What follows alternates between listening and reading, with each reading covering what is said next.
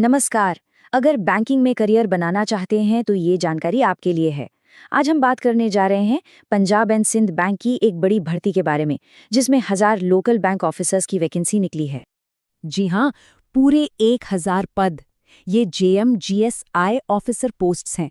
मतलब banking sector में career शुरू करने या आगे बढ़ाने का ये एक बहुत ही शानदार मौका है।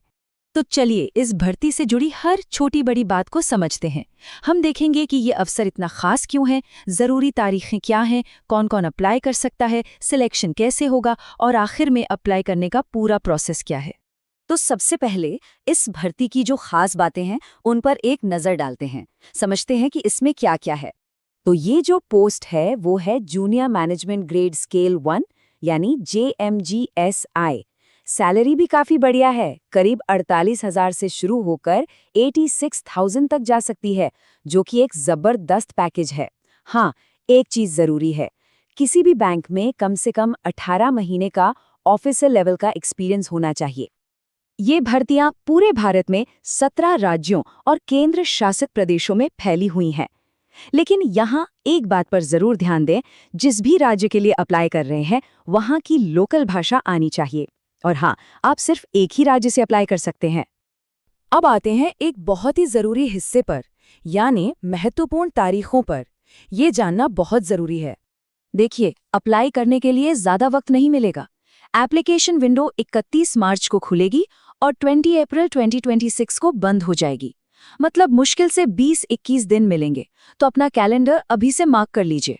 चलिए अब देखते हैं कि इस पद के लिए कौन कौन अप्लाई कर सकता है और इसके लिए क्या-क्या शर्तें हैं।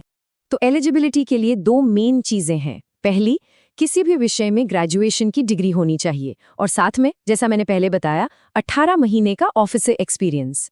दूसरी शर्त है उम्र की। 1 मार्च 2026 तक उम्र 20 से 30 साल के बीच होनी चाहिए।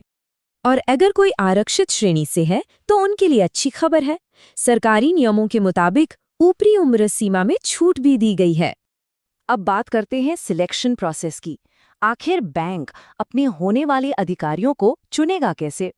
एक लोकल बैंक ऑफिसर बनने का सफर इन 5 पड़ावों से होकर गुजरेगा। सबसे पहले एक रिटन एग्जाम, फिर स्क्रीनिंग, उसके बाद पर्सनल इंटरव्यू, फिर एक लैंग्वेज टेस्ट और आखिर में फाइनल मेरिट लिस्ट तैयार होगी। यहाँ पर एक बहुत ही ज़रूरी बात है जिस पर ध्यान देना है। जो फाइनल मेरिट लिस्ट बनेगी उसमें रिटन टेस्ट के स्कोर का वेटेज 70% होगा और इंटरव्यू का 30%। मतलब साफ है, रिटन एग्जाम में अच्छा स्कोर करना सबसे ज़्यादा मैटर करेगा।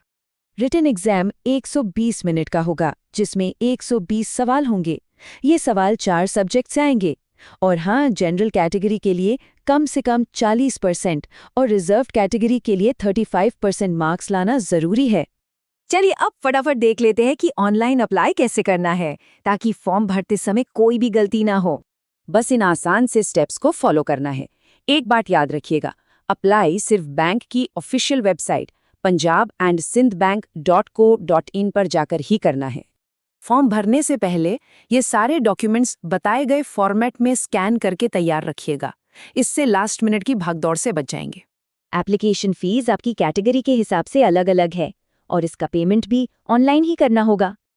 तो अब जब इस भर्ती से जुड़ी सारी ज़रूरी जानकारी मिल गई है, तो सोचिए, क्या ये आपके बैंकिंग करियर का अगला बड़ा कदम हो सकता है?